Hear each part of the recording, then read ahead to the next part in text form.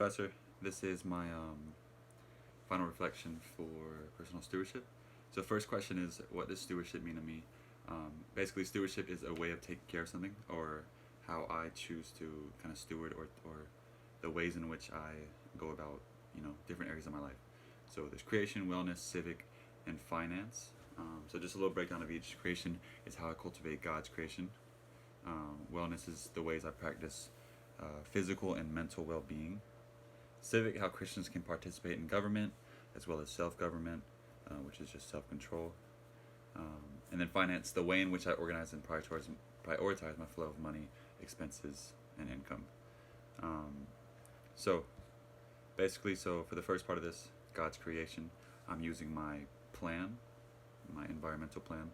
I'm just going to go through those. So, first step um, to steward creation, that would be starting a garden. So gardens are sustainable, reduces emissions from having to transport fruits and vegetables. Also reduces the drive time of me going to a store and getting fruits and vegetables, and that's more emissions right there. So it saves time, saves money, and is better for the environment. Second would be volunteering. Volunteering, I can do cleanups, reduces waste, reduces pollution. Also can do, planting trees, local gardening, all that kind of good stuff. Trees release oxygen, reduces CO2, better for the air, cleaner for the air, kind of purifies what we're breathing in every day. Three, reduce use of single-use plastic containers. Simple, this reduces pollution. Single-use plastic containers, you can only use them once. They can't be reused again, so they kind of just float around in the environment, in the oceans, on the land, affecting animal life, kind of killing animals. We see this problem almost every day. We see videos pop up and stuff. Next thing, composting. It's number 4, composting. So composting helps the soil retain carbon dioxide. This is helpful for the air, the environment. Another benefit is reduces the need for chemical fertilizers. So once you're done composting, you can use that. You can use that soil for your own garden. Like my first point on here. So I can use that soil for the garden. Don't need fertilizers, chemical fertilizers. Those are bad just because they run off, rain, run off into sewers, into oceans, big bodies of water. That affects wildlife. Number 5, use more renewable energy. So renewable energy is clean, it's unlimited, helps preserve the limited non-renewable energy sources that we use like every day. So fossil fuels is one huge example. So if we begin to use more renewable resources, we can kind of extend the life of those fossil fuels that we have, as well as, help the ozone layer kind of purify itself by giving it a break from all those fossil fuels. And it's unlimited, so why would we not want to use, something that God gave us for energy? Number 6, carpooling and biking when I can. So simple with this too, carpooling reduces emissions. So if I ride with somebody, that's literally cutting my CO2 emissions in half. That's huge. So if more people do that, if more people bike, or even go electric, this electric movement is honestly amazing for the environment. It's better just to preserve, clean. It's clean energy. It can always be recharged.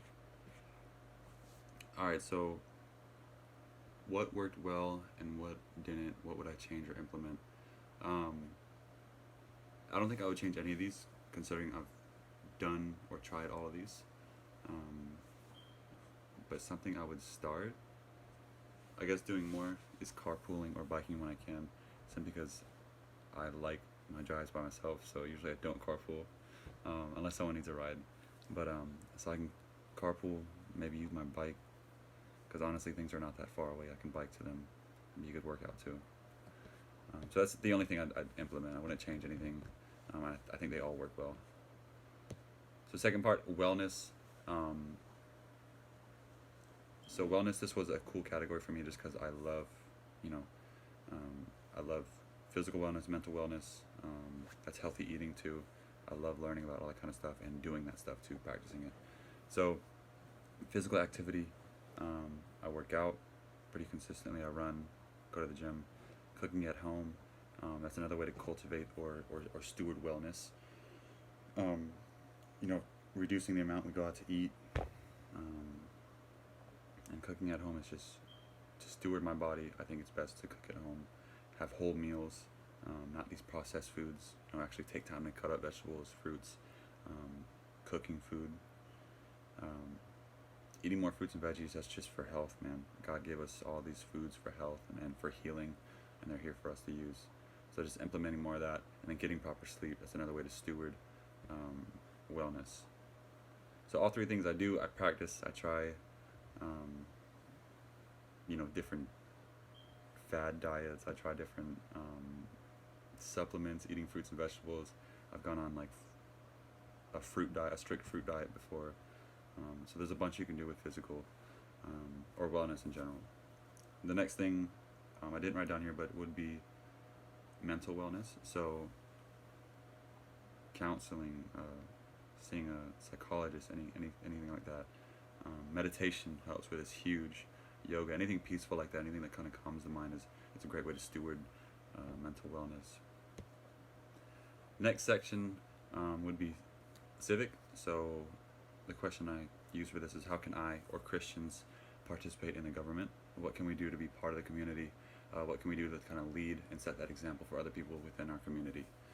So what we can do, be part of committees or clubs. We can lead those. We can start some of those. And we can actually be involved in the local government. So that's city council. Maybe just being on the board, maybe just going to the meetings and just kind of getting the word in there or our ideas in there. That's probably the most important ways or best ways that we can get into government. And it's cool because in where I live in Lakeland, the mayor goes to our church, Grace City Church, is Bill Mutz. And then two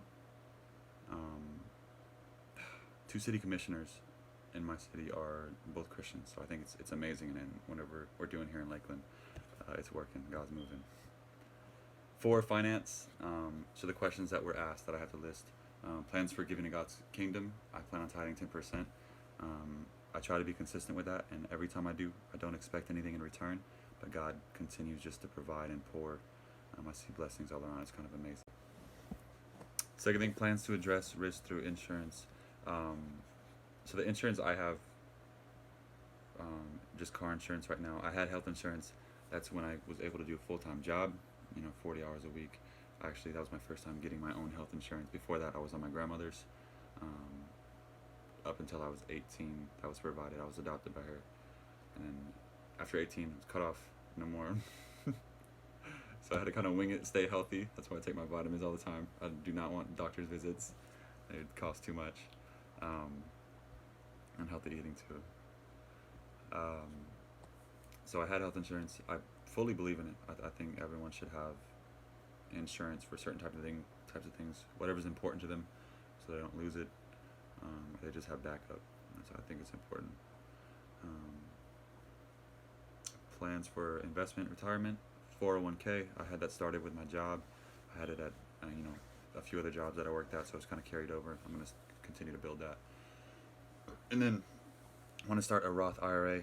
A leader in my church, Michael, he knows all about that, so I'm going to get together with him, kind of start that, and get that building just because of that good interest, or good return, excuse me.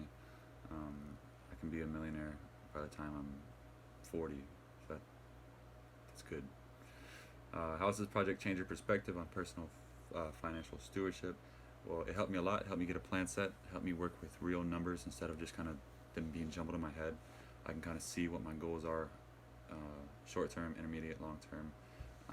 So it really helped me visualize and have a vision set, a goal to meet with every paycheck. Helped me manage my money flow, so that's expenses and income. All around it was good.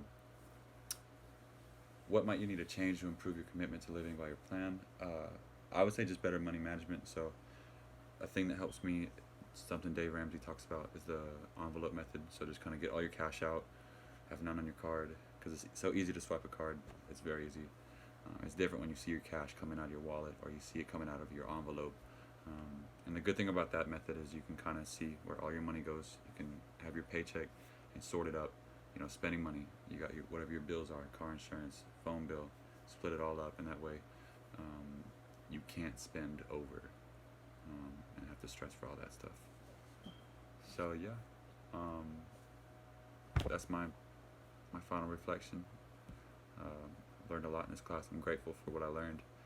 Just ways on how to steward my life and the environment around me. I think it's very important that we do that as Christians. So thank you.